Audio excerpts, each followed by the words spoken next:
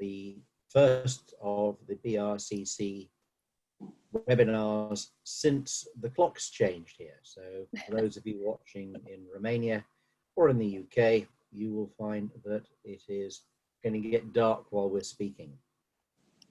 I can see we're building up in numbers. It's good to see you all coming along here this afternoon. This is the first of the series of webinars we've been doing this year, where we're pleased to welcome back our speakers.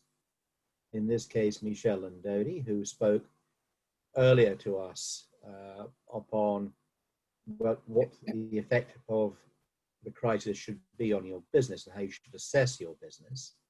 And that took place back as long ago as, I think, July. Mm-hmm. So to remind you, if you haven't seen this before, we have a chat box, and that chat box is here. I'm going to send a message giving you the link to the page in the Chamber's website. That will give you a brief overview of what is happening, if you want to be aware of that, and the brief bios of our two speakers.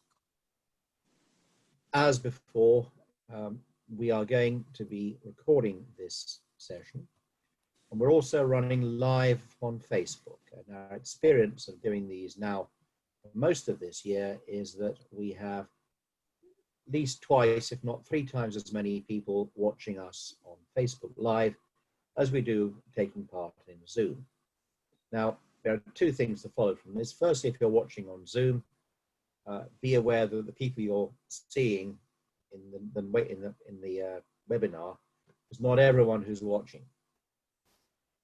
It's easy for you to ask questions, because you can ask the questions, here. I'll put those in just so you can see where it is.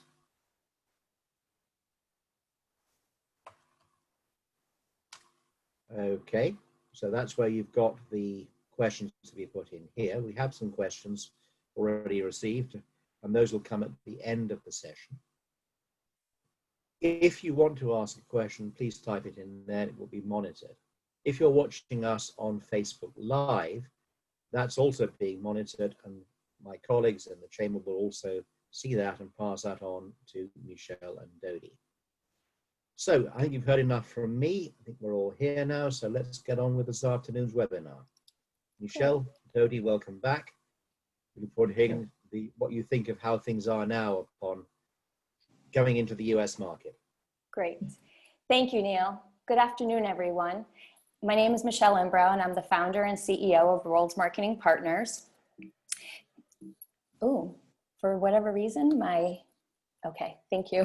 Sorry, it wasn't working for a second, it got stuck. Welcome to the second of our 3-part webinar series called Preparing Your Brand for the US Market. World Marketing Partners is a sales and marketing organization that works with food and beverage brands, and we provide a highly personalized, strategic approach to the global marketplace. There are 4 things that we do.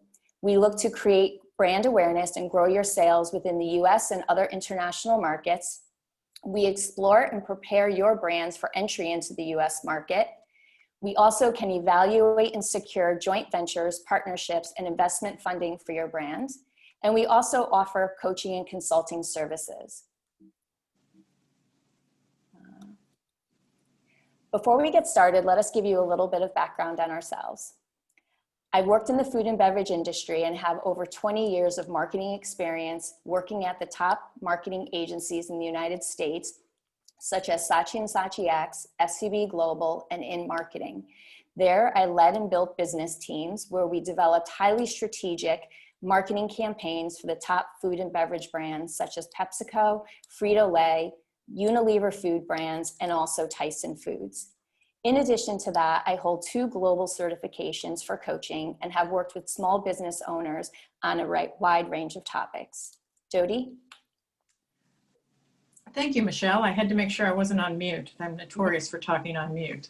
I'm Dodi Butler. I'm actually based in Dallas, Texas. So for me, it's a good morning, not a good afternoon. I am working with Michelle as part of World Marketing Partners. In that role, I deal mainly with the financial aspects of our business that we do for others. So for example, the bullet that talked about investors, finding capital, that is something that I do. In addition, I also do a lot of the financial analysis work as we are building plans coming into markets or even businesses that want to grow and develop and change. My background, just so you know, I'm at my heart a businesswoman. Currently, in addition to working with Michelle at Word Marketing Partners, I am board chair and interim CEO of a company called Thomas Crown Inc., a collections roll-up. In addition, I'm strategic advisor for a company here in Dallas called Auto Experience, and we're in the midst of an acquisition right now of another auto finance company. And in the past, I've been president of 3 organizations. I've worked as a CFO, and I've also built an M&A practice at a food and beverage company. So Michelle, I think I'm going to turn it, you know what? I'm not turning it back to you. If you could move to the next slide. So what's the reason for this webinar? So when Michelle and I met, it was when I was doing M&A for the food and beverage company. And in talking with businesses that wanted to work with World Marketing Partners, there were 3 topics that were really of great interest to them. One was, how do you assess your business? What should I be doing in this COVID environment? And that was our first webinar. This webinar is about preparing your brand for the US and the international markets. And our last one will be, how do you work with investors? So this one that we are going to start today is about how do you prepare for your brand to enter a new market, specifically the US in this case, because that's where our expertise is. And then what do you need to do financially and from a planning perspective? We will have 5 main topics that we'll be talking about today. One is market assessment.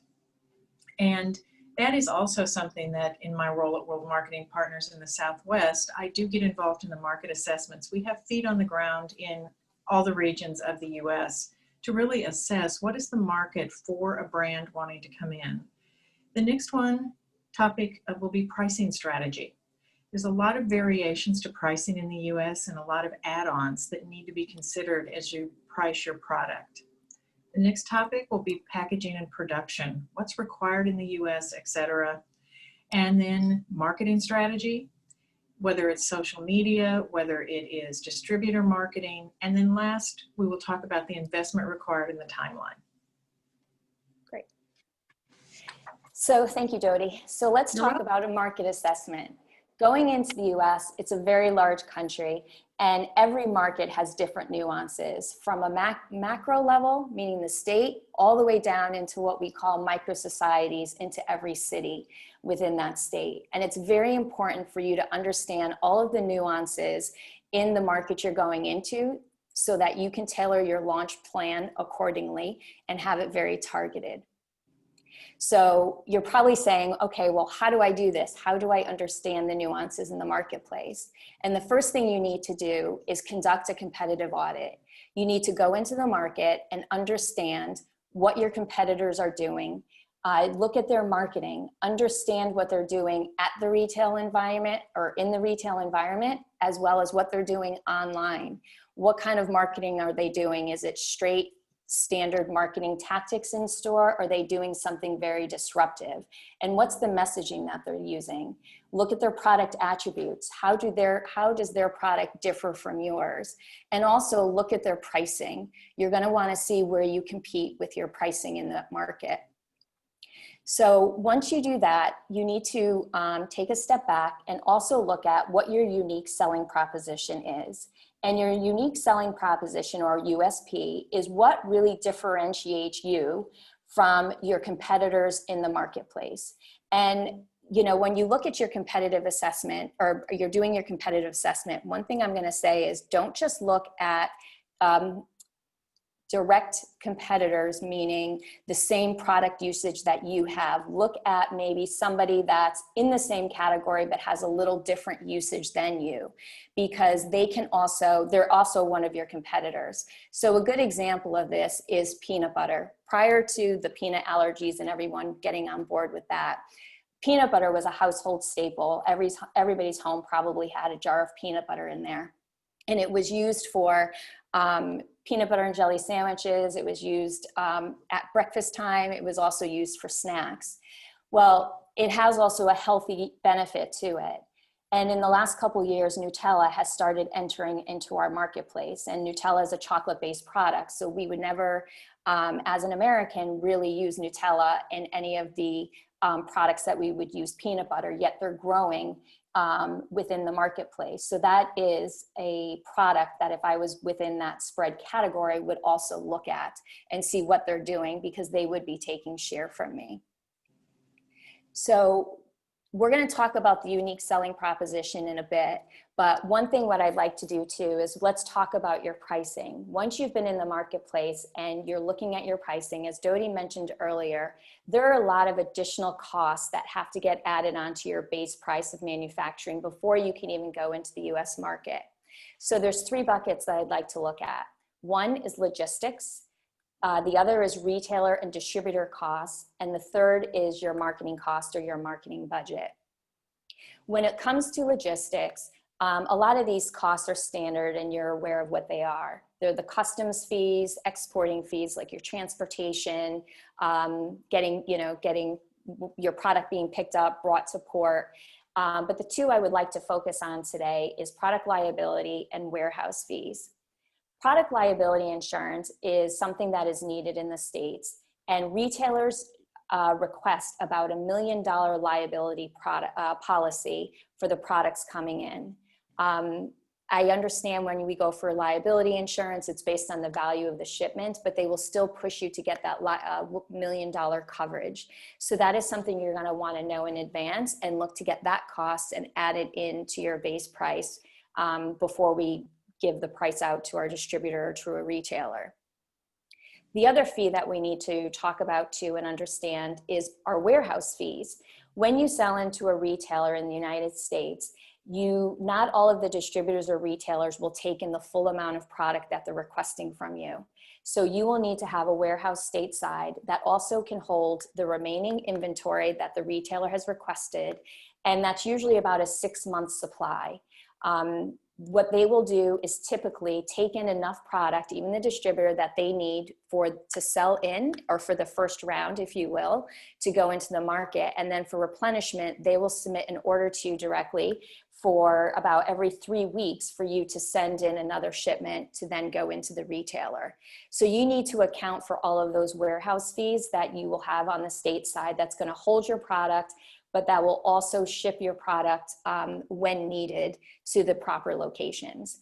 And warehouse fees, don't get too worried about that. The World's Marketing Partners has contacts across the countries at various warehouses that we work with that are FDA approved, but then also have 3PL logistics, third-party logistics. So if you want to do e-commerce, or we go on to e-commerce, they have the capability of fulfilling the orders directly from the warehouses, so you don't need to source out all the different warehouses to fit your needs.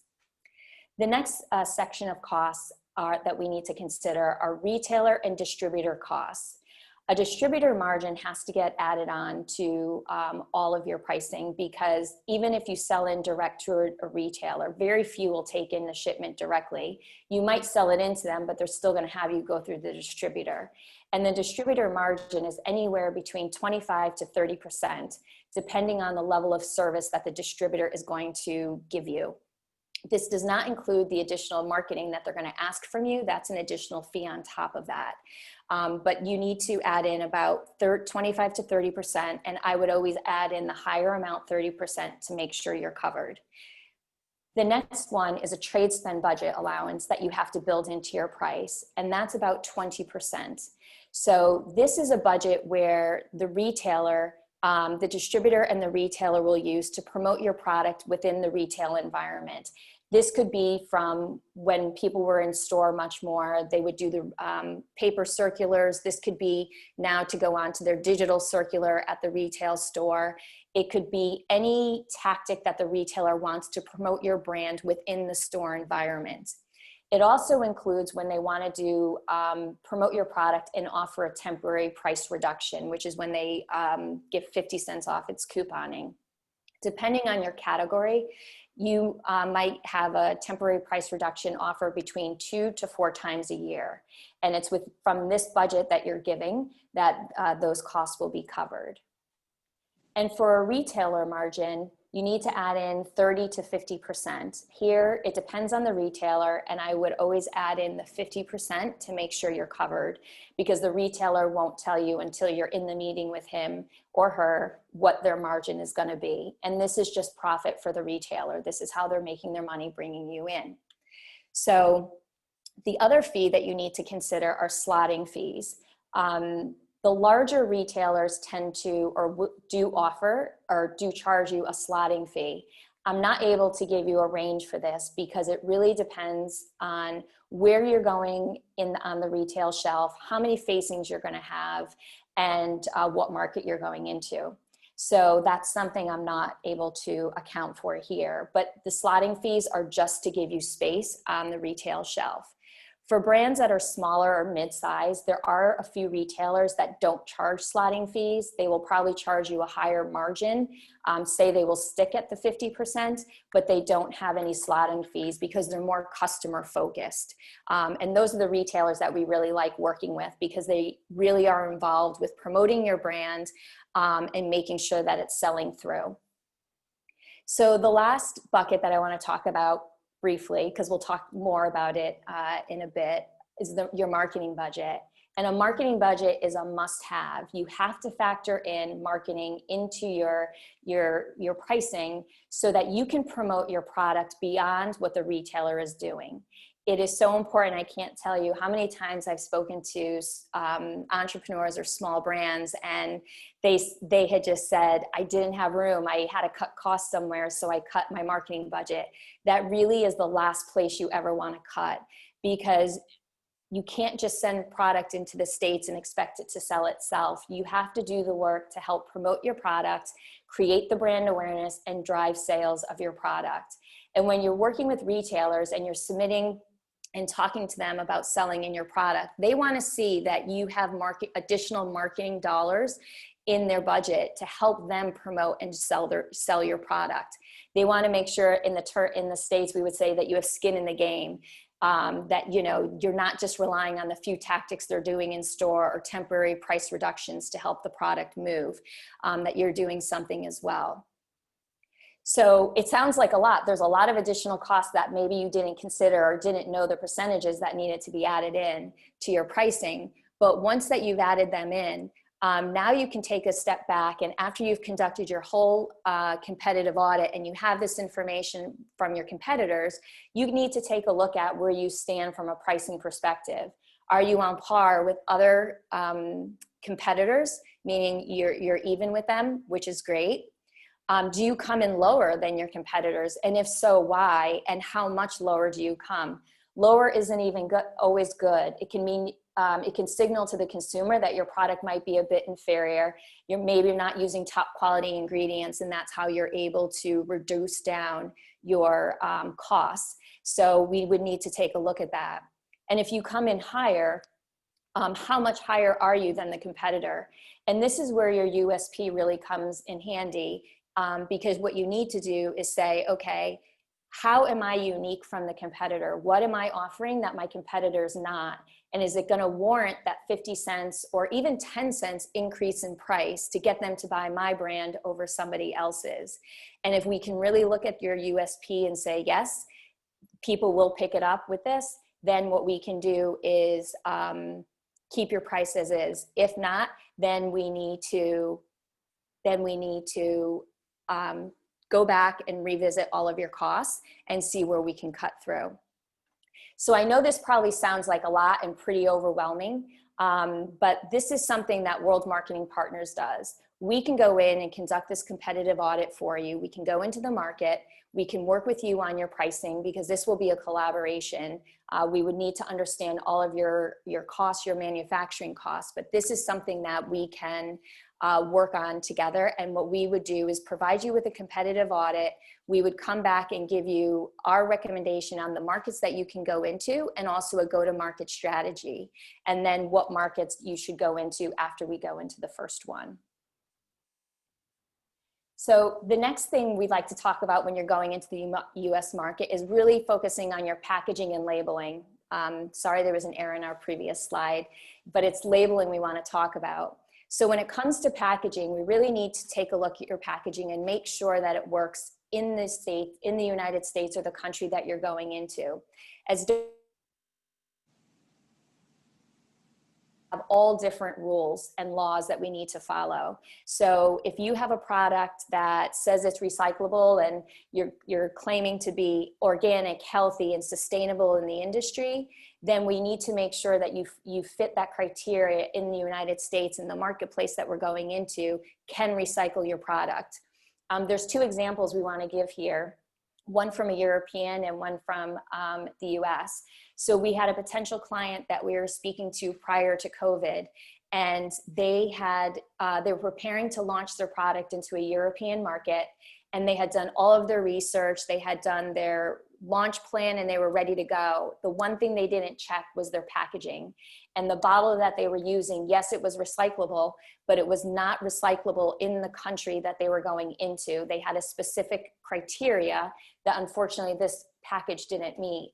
And in the 11th hour, they were trying to swap it out, and there was nothing in the market that they could use because they also needed to keep a darker glass bottle, if you will, to keep the integrity of the product. So they basically had spent an entire year, all that time and money, and it was something they overlooked that last minute. They could no longer go into that market and had to just pivot into another market.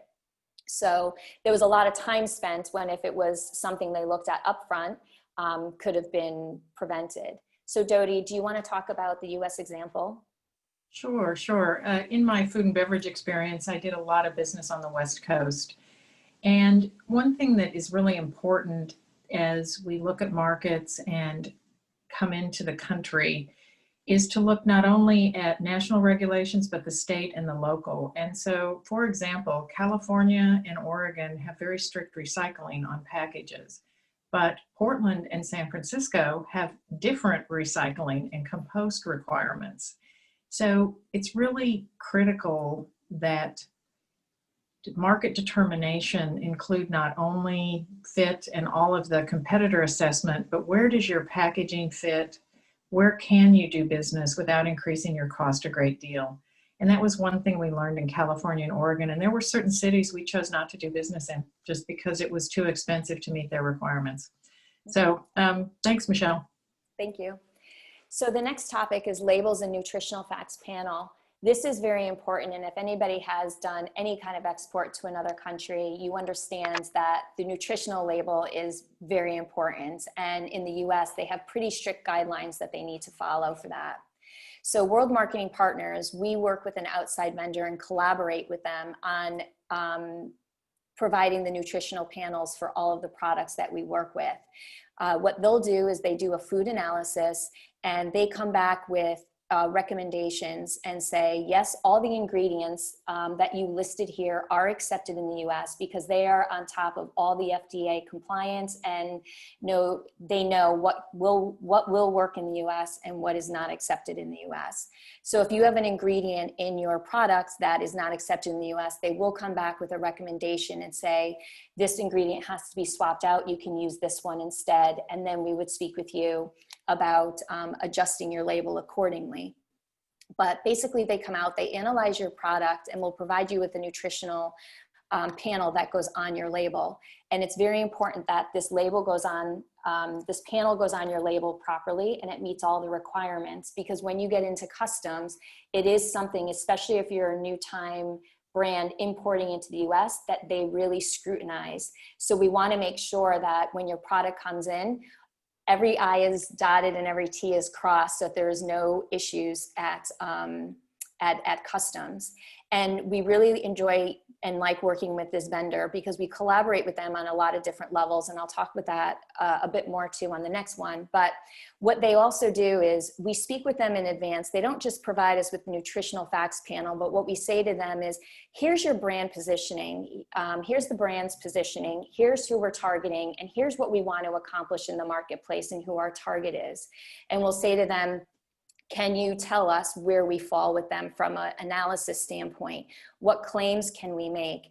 And they will come back and they will say, okay, within the category, you are on par or you're fine where you are. We do have an example of a natural juice company that we're working with right now, and natural juices in the United States is a very cluttered category or crowded category at the moment. So we really need to make sure that our ingredients and what we're offering is competitive with what's in the marketplace.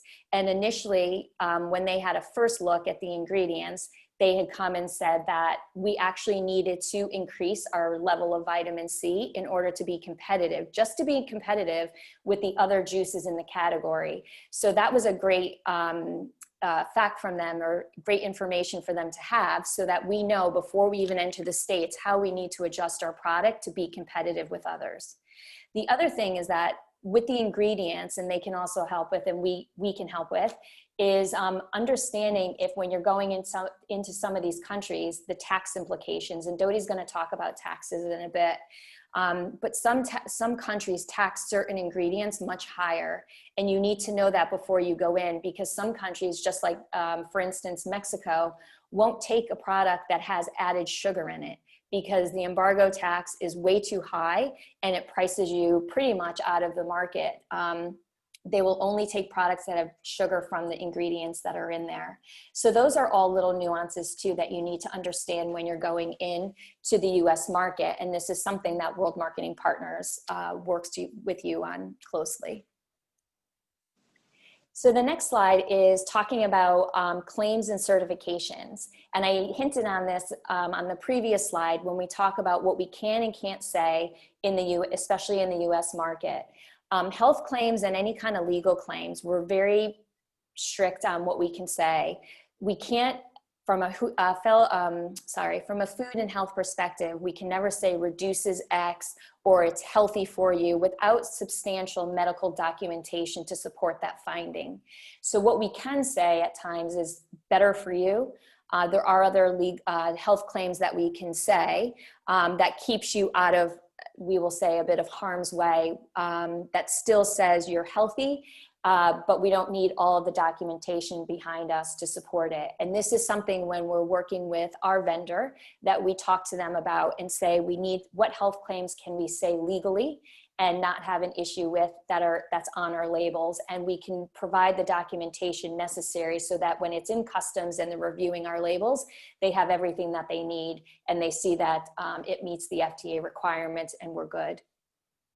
The other thing to talk about is certifications. You're going to put certifications, and we want to put certifications on your products.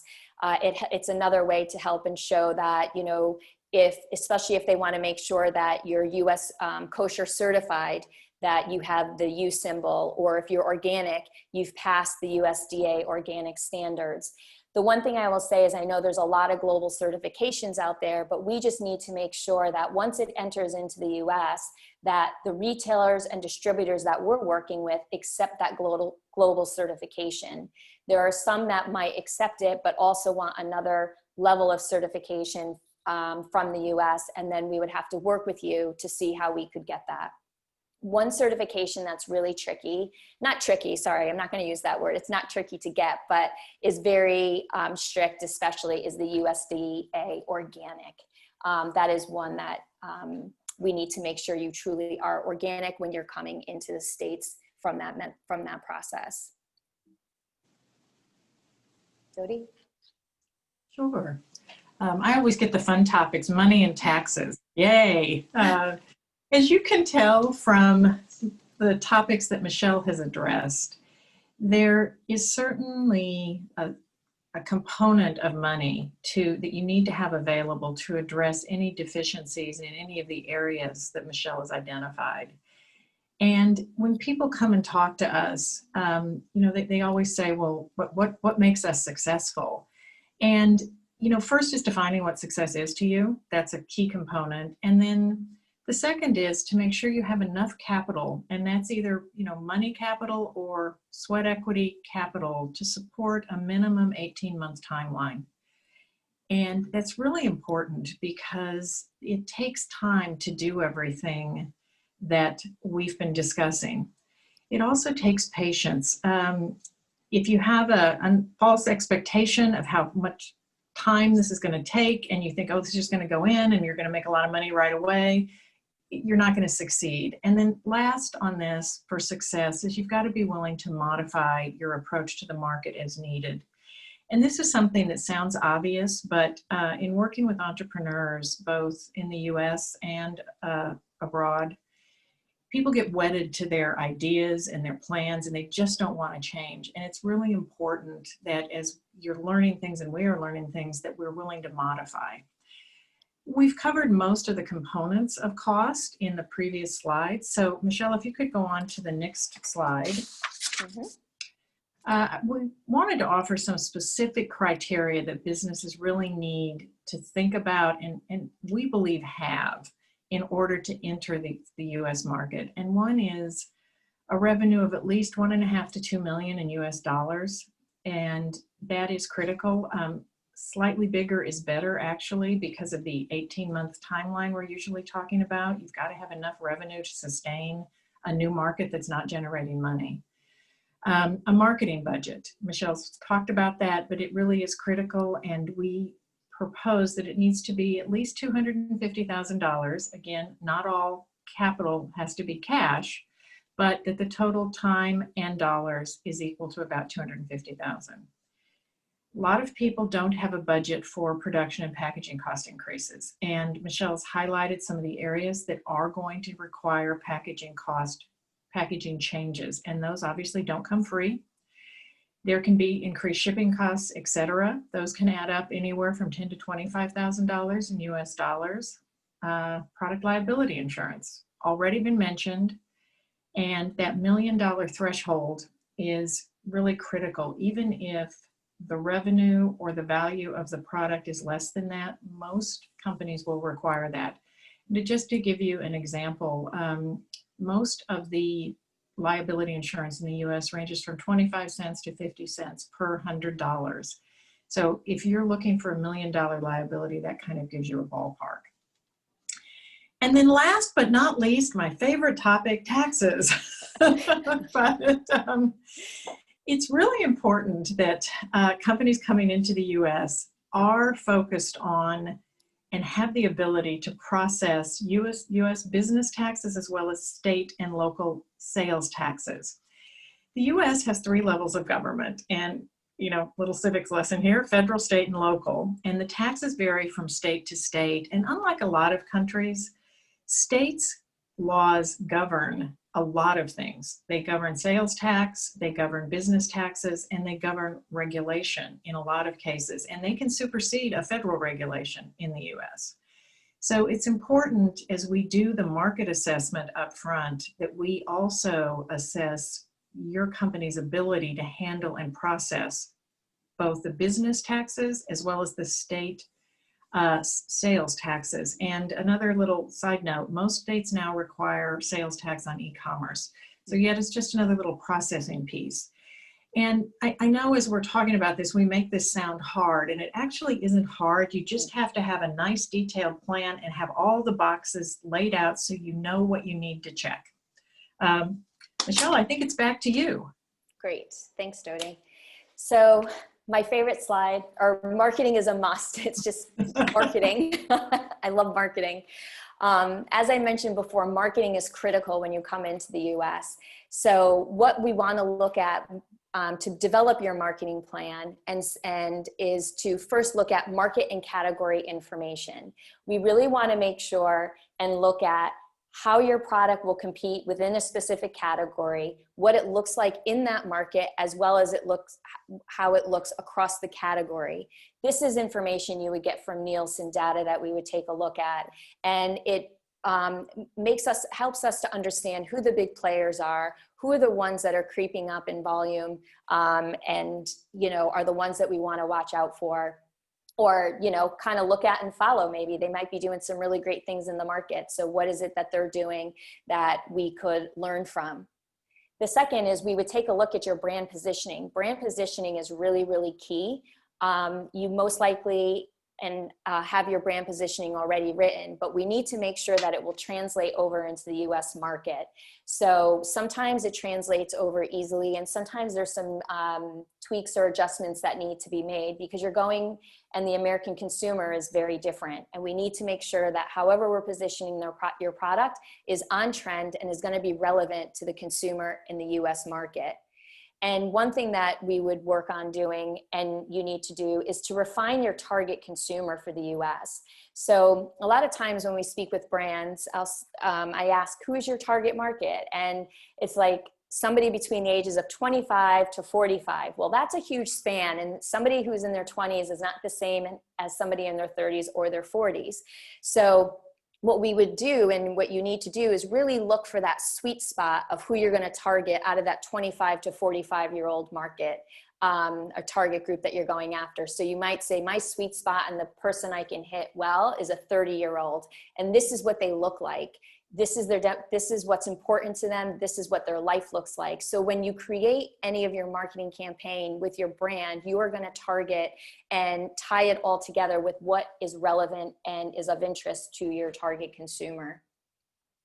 When we're talking marketing and you're developing a marketing campaign, even if you're talking on social media, be aware of the messaging and your communication tone that you're using. Are you speaking in the language of the market that you're going into? So are you using words and terms that are going to resonate with the consumer, that they're going to understand easily? And it's about knowing your audience too. If you are promoting or you have marketing in the UK, it does not translate over easily into the American market. So UK English is not the same as American English. And I could tell you, when I moved to Europe, at first I always said I speak English, and it was pointed out to me, I don't speak English, I speak American English, and it's very different than what a lot of Europeans are used to. So when you work in in the US market, we need to make sure that everything we're doing is in American English. So I would say, if you have a copywriter or anybody you're working with, make sure that it's not that they're just fluent in American English, but that they probably have lived in the States for quite some time and really understand the culture and what's important to an American. So when we talk about social media is probably, especially now, where a lot of your marketing is going to take place. And social media is very powerful, both in a negative and a positive way. So what I would say is, when you're on your social media, be very strategic and tailor your communication to your target consumer that you've decided to go after.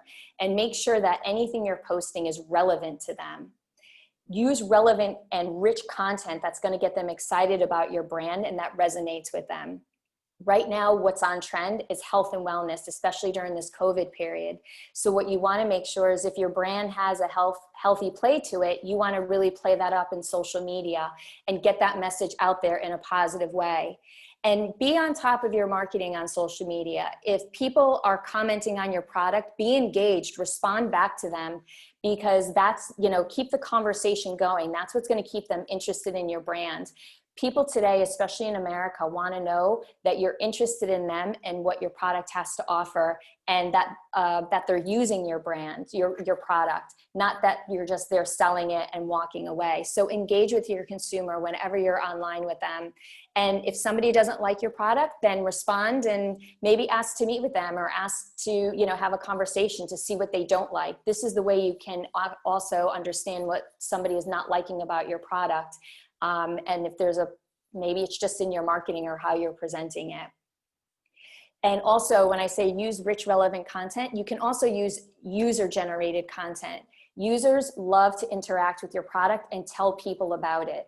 So if you find someone who's really engaged and always commenting on your product, reach out to them, see if they're willing to upload more of their content, or if you need certain things to be said, talk to them about it and see if they see the same thing in your product that you see, so that they can keep the conversation going and attract other users to your brand. And when it comes to website, Instagram and Facebook pages, I'll just say, just make sure you do it in the language of the country you're entering. So when you're writing this, when you're creating your Facebook page or Instagram, do it in American English so that it resonates with the US consumer. And as Dodie said earlier, when we talked about the marketing budget, for a large product launch, we really need between about 250 to 500,000 a year. But I don't want people to get scared of that number, because you can have less, not a very little, but you need to have marketing budget, and there's ways that we can stretch your marketing dollars. And as Dodie said, maybe you have an employee, so you can do some more of the heavy lifting when it comes to social media. So maybe you hire an agency that puts together your social media plan and calendar for you, but maybe your employees are the ones who push out the content and write the posts and do all of that. So you're using their salary as some of the marketing budget, if you will.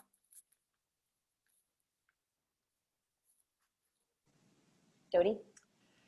We want to thank everyone for time today. And before we open it up to questions, just kind of want to recap what World Marketing Partners can do as you are considering moving into the US market. I think most importantly, we can be your objective lens during this whole process. And I think one of the things that entrepreneurs particularly, they hear a fabulous success story that somebody's at a garden party and they meet somebody from PepsiCo, and all of a sudden they're making millions and millions of dollars in, grocery stores all over the US. And while that does happen, it's very, very rare. And it's really important to have an objective partner that has deep experience in the US in food and beverages. And this will allow me now to tell you a little more about our expanded team. We have a team with feet on the ground in all the major regions of the United States in order to conduct a thorough market assessment based on the region that you think you want to go into, and also based on the recommendations of based on the product type you have, where we think you should go into, because sometimes they are different. So we've got feet on the ground that can do that. We, as you can tell, have people that can ensure your brand is prepared, have local marketing knowledge. And as you can tell from listening to Michelle, we have some excellent expertise in marketing itself, all things social media, ad campaigns, distribution, all of those things that we can handle. In addition to that, we have FDA expertise that Michelle's already referenced. We have one individual who is an attorney by background. She has deep experience in customs and import-export. And that's obviously critical as you're coming into the US to make sure everything clears customs easily and cost effectively. We have warehouses, as is mentioned in the last bullet. We have pick and pack for e-commerce, should that be the way that you want to enter the market, but need to have your product here in the US, we can handle that. And last but not least, we do have access to e-commerce sites that can have your product linked to them. So these are all services that we offer as part of this holistic approach to entering the US market. But I think most importantly, I'm going to go back to the top. Most companies need a trusted partner that can be objective, and we do not spread ourselves thin at World Marketing Partners. When we take on a client, you're one of only a handful of clients, not one of many, many clients. So Michelle, I think with that, are we ready to open it up to Q&A? We are.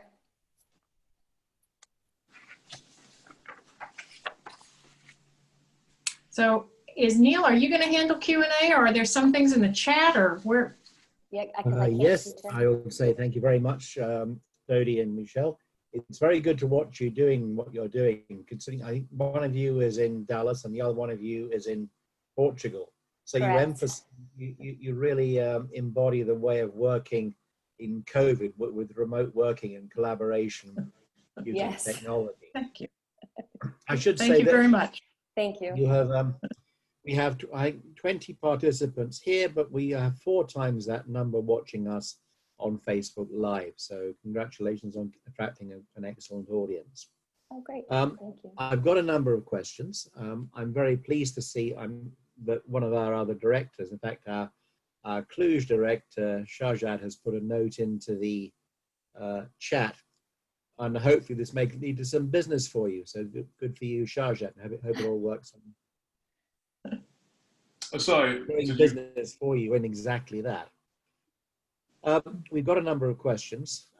Some you may have already touched upon, but I'll go through them and then you can add as you wish on this. First question, how does someone know if their products will be successful in the US market? That's a great question. It really depends on how you're going to define success and what you're looking for from the US market. So are you defining success as the number of retailers you want to get into within a specified month or year, or is it how many units you want to move in a specific month? So before you even go into the market, you need to really define and have a measurable objective of what success means for you personally. With that said, though, the US is a very competitive market, and it's hard to say in advance if you're going to be successful or not. But if you conduct a thorough market assessment and know who your competitors are and are strategic in how you're approaching the market and start small, that's key to this, is that you start small in one market and then expand. The odds and chances of you being successful are much greater. Good. I know you mentioned about the need to make sure that you're speaking American English in your question. Yeah. I'm conscious that, you know, do you pay the bill with a check or pay the check with a bill? But are there any other things? I had to think for a second there, Neil. That's good. Yeah, good example. Good example. Indeed. One of the biggest things that I can think of is in most of Europe, we're using metric measurements, but you're still using imperial measurements in the US, as I understand it. Are there any other typical kind of adaptations you'd need to make to services and products for the US market? Jody, do you have a thought or? Yeah, I actually do. And it is, as we look at the FDA panel, it comes back to this concept of measurement. So when you look at calories, it's based on a daily calorie requirement. And that is different in the US than it is in other countries. So your conversion there has to change, which means you've got to have a separate label, even if everything else is great, just for that. So a lot of the issues that arise that are unique in the US are the language, the bill versus the check, and then the way we measure things in terms of metric versus non, and ounces, et cetera. It's all has to be converted differently, and that can be a little time consuming. And it's usually on the FDA panel that requirement hits, not so much on the packaging on the outside. Michelle? So I'll just add, from a logistics standpoint, the way that the pallets are stacked when they're shipped can be very different coming into for specific retailers. So the retailers and distributors might have a different criteria than how they might get stacked in the country that they're leaving. So we would tell them in advance. So it's up to the brand to decide if they want to stack it the way they need to ship it and then have it broken down on the other side so that it can go into the retailer, or can they stack it the way it needs to go? So from the pallet perspective, pallets will have to be swapped out because you use an EU pallet, and that's not accepted in most of the retailers that we work with. Thank you very much. Now, we are getting questions on the chat on Zoom. For one of the 85 people watching us on Facebook, we won't see your questions here on the Zoom chat. But if you ask the question on Facebook, our colleagues will see that and draw that to the attention of our two speakers. So if I can ask you first to look at the question from Shahjad Rizvi, our director in Cluj. Do you provide EPA registration advice? Dodi, you were going to say something? No, well, I was going to say the environmental, I was going to refer to you, the Environmental Protection Agency advice. We do have resources that do that. It is not as common in food and beverage unless you're manufacturing in the US, and then it becomes critical to have that. But Michelle, do you have an add-on to that? No, we could research it in more greater detail for them and make the connection with the contact, but it's not something we would typically deal with. Thank you very much. Now, again, we cover the world with these seminars, and our next question is Raymond, who I think is probably in Bournemouth. But his question is: the US, UK, FDA is a huge opportunity, What do both of you see are the advantages to one being in place for 2021 for UK food and beverage businesses that want to enter the US market? Are you, just for clarification, is he asking that it's one government or one body of government for the FDA? The standards are identical? The free trade opportunity, free trade agreement. This, of course, brings us to Brexit. Oh, okay. I knew it had something to do with Brexit.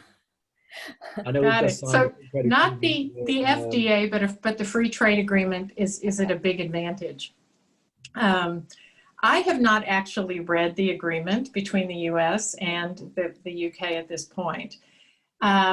It certainly can be an advantage. There's also an agreement, free trade agreement between Romania and the US, and it can certainly be an advantage as long as your product fits into the detail of the agreement. So that is something, as we are evaluating products, in terms of this market assessment we keep talking about, we would look to see if there are any advantages that come from US and whatever country your product originates from between those agreements, and not just the UK, the Brexit agreements, but US does have a lot of agreements with other countries, particularly countries they're trying to promote, and Romania happens to be one. Thank you. Our next question relates to the construction services. That's from Olga Melnikov, I beg your pardon. Are there differences between the US and the EU as far as construction services are concerned, or particular aspects to have in mind in the case of a new branch opening in the US for a European Union or Romanian company? Now, I appreciate your specialization is in food and beverages, but can you say anything about construction? If you're constructing a large wedding cake and comes into the... I can't personally, because my whole background's always been in food and beverage. I don't know if Dodi can speak to that or not. Well, what I can say is building codes are regulated at the city level in the U.S. So if you are constructing a plant or anything that is from the ground up construction, it's critical to get to align yourself with structural engineers, people who are experts in the building code in the area that you're going into. It's certainly, there's plenty of people that do that work, but it is important. Just because something's allowed in the EU doesn't mean it's going to be allowed in Dallas, Texas. And what's allowed in Dallas, Texas is not necessarily what's allowed in Austin, Texas. So it's really, really local, I guess would be my point. Well, we've obviously opened the floodgates by referring to Brexit. Oh gosh. Oh no. We'll do our best with Brexit. About will there be different approaches in the US, whether you're coming in from the UK or from the EU? So if you're sitting in the UK now, should you come to Romania first before you go to the US? If you're sitting in Romania, should you go to the UK first before you head for the US? As far as you importing products into the US, the approach would be the same. We would just have to take into account, as you mentioned earlier, what the trade agreements are between the UK and also into the US. I know I sat in on one of your webinars the other day about having fiscal representatives if you're going from the EU now into the UK. So we would have to do a bit of research on our end to see if there's any kind of changes or things of that nature that we would have to consider. But otherwise, I think it might just be standard. Dodi, I think we'd have to look at the trade agreement, to be honest. Yeah, this is where we're getting a little out of my wheelhouse here. I think it depends on the agreement, and I can't imagine it would be necessary to go from the UK to Romania to the US. I can't imagine there's a benefit that would be that great to do it, but you never know. Right. Okay. Right. Well, again, if you have more questions to ask, it doesn't need to be about Brexit.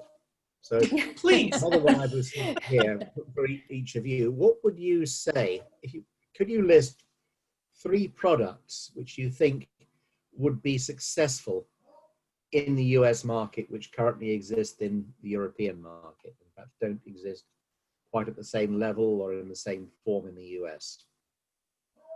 Mm. Yeah. There's one, I don't want to say the brand name, I'll describe it to you if that's okay. So it's a honey product, and it's a honey spread, and nothing exists like it in the US market. And it's made with organic, all natural fruit. So before, when I was talking about spreads and honey, peanut butter and Nutella, this fits in perfectly because it's a healthy alternative to actually peanut butter. And you can just, it has a lot of health benefits to it. It's all natural. There's no preservatives. It has, it's even good, especially now during COVID and for the flu season. So it can be used on breakfast items. So it's a product that will do very, very well in the United States once we're able to start selling in again to buyers and shipping. That's one I have. Jody, is there anything that you miss in Texas that you'd like to have in Texas, but you could find in the EU? Well, certainly there are, one of the first categories that comes to my mind is sweets. And things like chocolates with unique fillings, those kind of things can be very hard to find in the US. Our sweet category and our chocolate manufacturing is actually, unless it's incredibly local, is highly centralized. So sweets and chocolate specifically comes to mind. Second category is teas and coffees. There are certainly unique teas and coffees that come from Europe and certainly Asia, but Europe that you can't get here in the US. And then I think the last area that comes to mind is condiments. There are some really unique condiments in the EU and the UK that you cannot get in the US. And I think of mustards, I think of certain oils, vinegars, those kind of things that are just unique. So those would be the three categories that come to my mind immediately. Mm-hmm. And that, of course, wine. You guys have fabulous wine, and we just can't get that here. But, that's a whole different import-export market. So I had to throw that out, though. If you really want to get interesting, I imagine you import chocolates with alcohol fillings. Yes. That gives you all sorts of issues there. I can remember my first time going to the United States and looking at the import control card and thinking, do I have to declare animal products and vegetable and plant products? Does that include my cotton shirt? But I suspect, as you say, you have to know the way things are applied in practice, not just what's written. Yes, Anil, I was thinking of the chocolates with limoncello inside specifically when I was thinking of sweets. So there you go. Yeah, good choice. Very nice. Are there do you have any particular one tip each to give to an exporter on how to be successful? If there's one thing you have to say they should do, preferably not the same thing from each of you, but what would that one thing be? Dodie, do you want to go first, or? I can tell you what it is in my mind is you need to really create a market assessment. I think that's a step a lot of people miss, is they just don't realistically assess the market they're entering. And then from that assessment, you develop a detailed plan. So that would be my tip, is really make sure you understand the regional market you're going into and then build a detailed plan and track to the plan. So that's my tip. My tip is to have a strong marketing budget and a strong marketing plan when you enter the States, and make it very tailored and specific to the target consumer that you're going after. It is the way you can have success in the market, by creating that awareness and driving sales.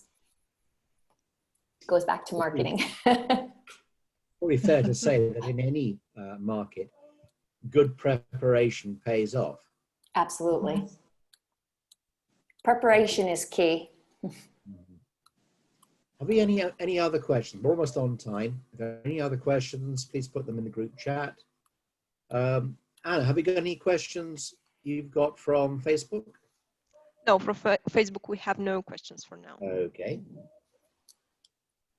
I think that this is an example of the kind of, now this I think has been your second webinar with us. But there's a third one coming, I think, isn't there? Yes, in Yes. November. That will be about dealing with investors. Right. Right. Dealing with investors, both existing investors, and if you're in the process of finding investors, how do you select investors that fit your corporate strategy and approach? So Well, that should be good. Mm. Again, this is all part of the service of being a member of the chamber. We can get interesting people like Dodi and Michelle to give us this kind of insight from their background. If there are no further questions for today, can I thank you both very much indeed for this afternoon.